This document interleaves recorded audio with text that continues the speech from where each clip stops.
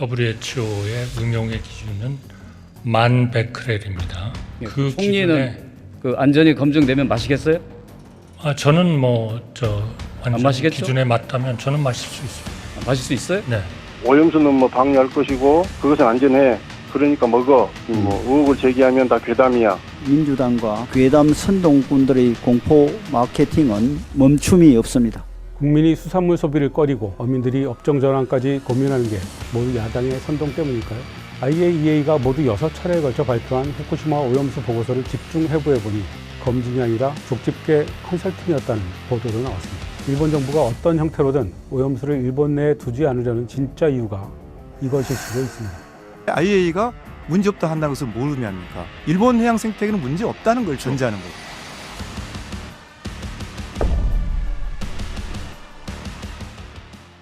안녕하세요. 논설의 이재성입니다. 지난번 일본 후쿠시마 오염수 문제를 다룬 방송 이후 한 달 만에 인사드립니다. 한 달 만에 많은 일이 있었습니다.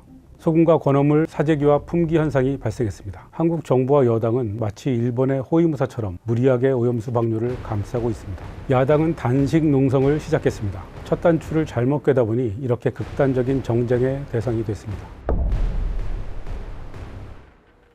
윤석열 정부와 여당은 신뢰를 잃었습니다. 오염수가 안전하다며 우격다짐으로 말하고 행동합니다. 오염수 방류를 지지하기로 방침을 정해놓고 IAEA 결과를 기다리겠다고 하니 자가당착에 빠졌습니다. 한국수산업경영인 여수시연합회 우성주 회장은 이렇게 말합니다. 정부가 처음부터 오염수 방류를 기정사실화 했어요. 그래가지고 사전 대책이 없이 바로 다음 단계로 넘어가 버렸단 말입니다. 그래서 그렇죠. 사실은 그런 거에 대해서 무력감을 많이 느꼈습니다. 오염수는 방류할 것이고 그것은 안전해. 그러니까 먹어. 의혹을 제기하면 다 괴담이야. 국민의 신뢰를 얻는 절차와 과정을 생략한 채 밀어붙이니까 불신이 더 커집니다. 그러다 보니 점점 더 말을 세게 합니다. 완전히 과학적으로 처리가 된 거라면은 우리의 그 기준, WHO의 응용의 기준은 1000베크렐입니다. 그 총리는 그 안전이 검증되면 마시겠어요? 저는 완전 마시겠죠? 기준에 맞다면 저는 마실 수 있습니다. 마실 수 있어요? 네.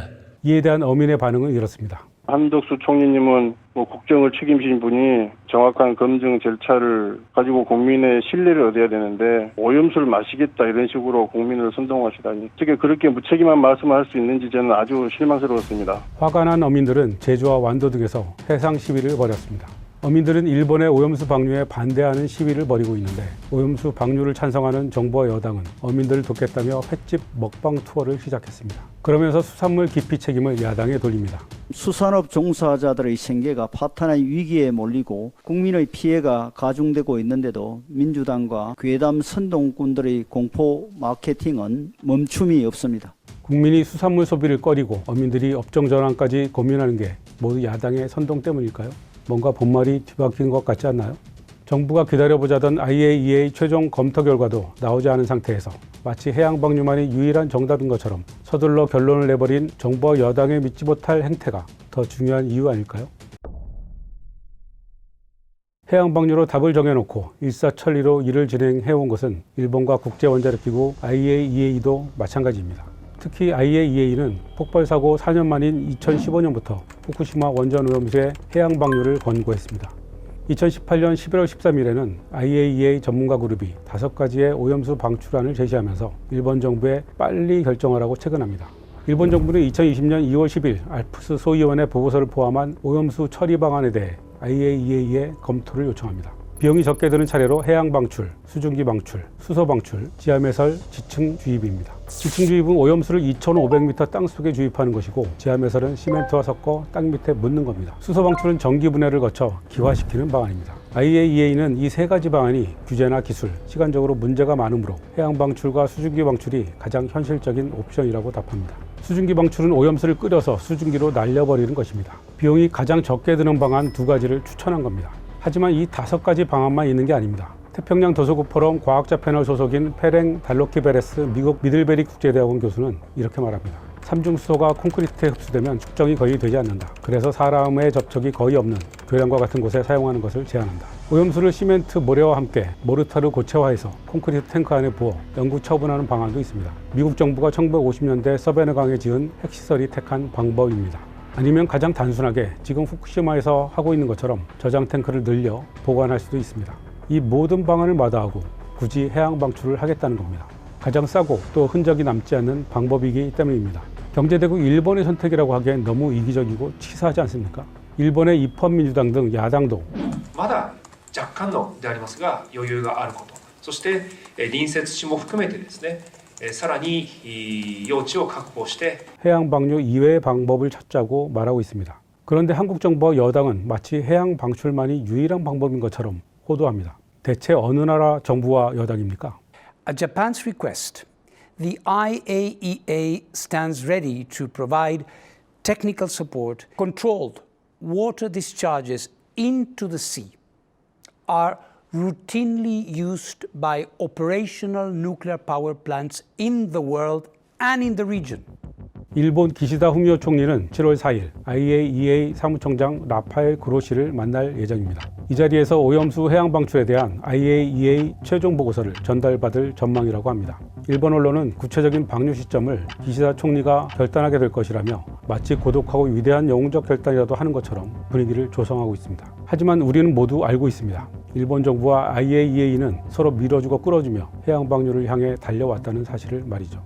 IAEA가 모두 6차례에 걸쳐 발표한 후쿠시마 오염수 보고서를 집중 해부해보니 검진이 아니라 족집게 컨설팅이었다는 보도도 나왔습니다. 현재까지 후쿠시마 저장 탱크에 쌓여있는 오염수는 137만 톤입니다. 일본 정부는 이 137만 톤을 30년에 걸쳐서 정화하고 희석해서 바다에 버리겠다고 합니다.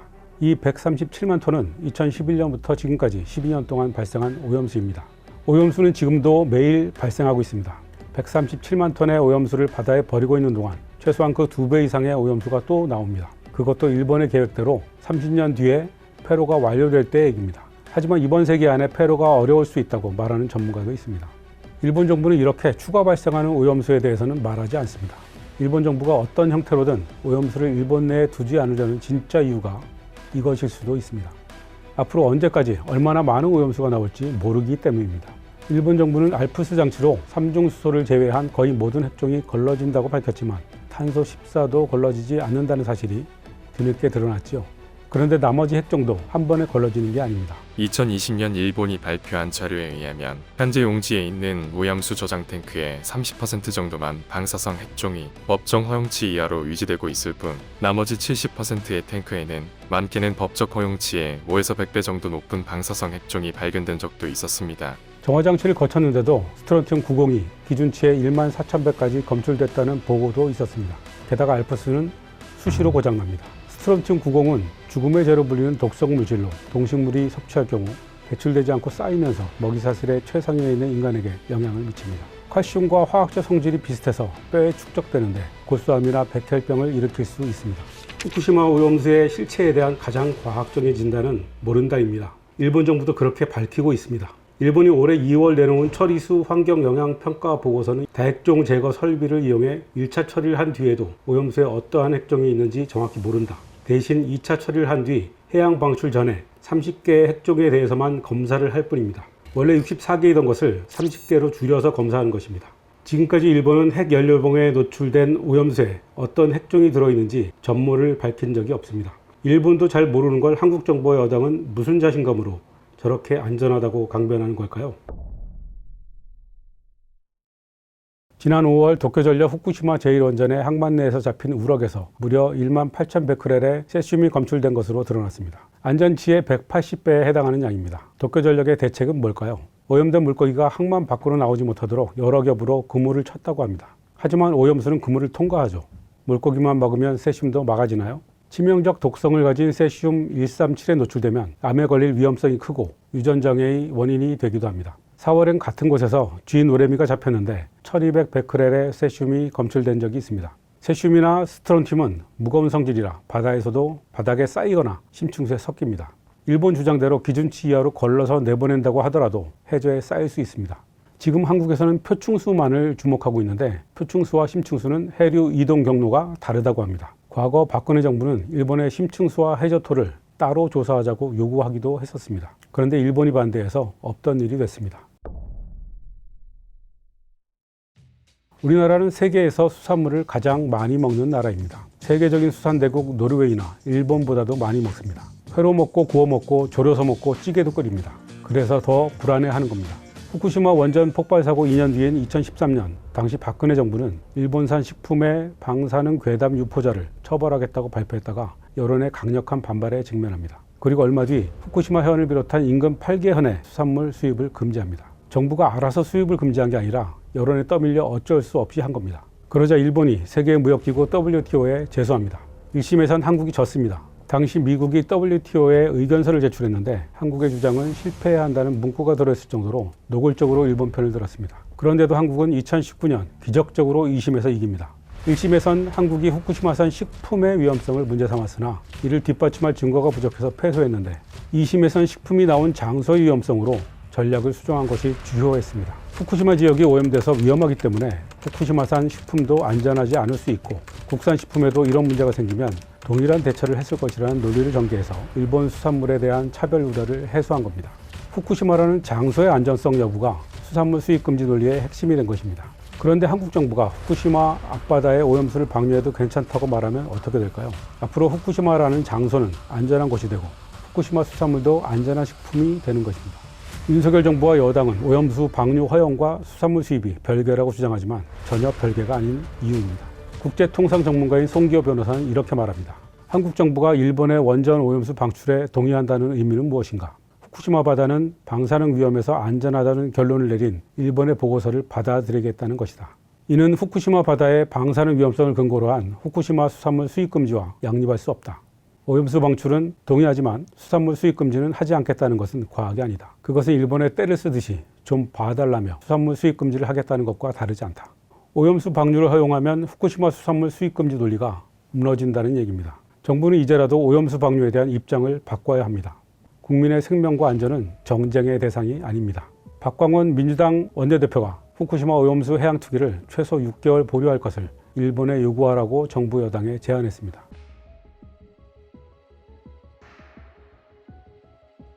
정부가 갑자기 입장을 바꾸는 게 난처할 겁니다. 그럼 야당과 여론의 반발과 압박을 핑계 삼으면 됩니다. 잘못 깬 단추를 풀어 사태를 해결할 골든타임이 지나가고 있습니다. 논설이었습니다.